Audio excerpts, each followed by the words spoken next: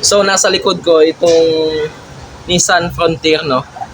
Nissan Frontier. So ang problema niya is yung radiator. So, di ba ito? Ni-repair. No, di ba? Ni-repair nila ito. Tapos sinabihan ko na palitan ng radiator kasi prone sa back jab. So, nagka-problema. So, anong problema? So, ito.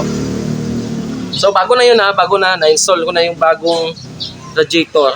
So, ang problema is ito. So, di ba, napalitan na ng radiator.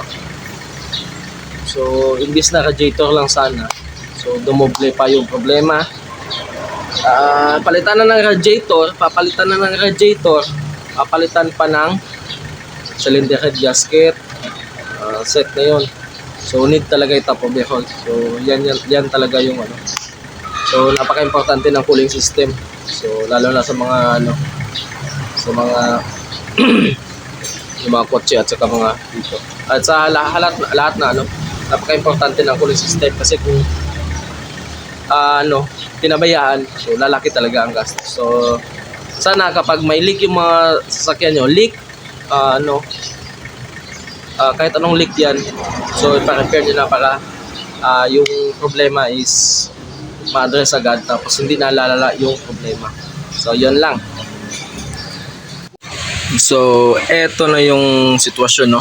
Tatanggalan namin yung head at pinadala na namin sa machine shop, no? So, ang kanyang head gasket is nandito. So, makikita nyo naman ninyo.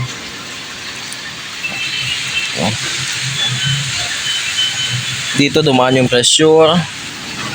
Dito. At saka dito. No? So, dapat walang kalawang dyan, walang sunog. Dito din. So, possible nag-bend lang yung ating ating cylinder head. So, kita nyo naman umitim.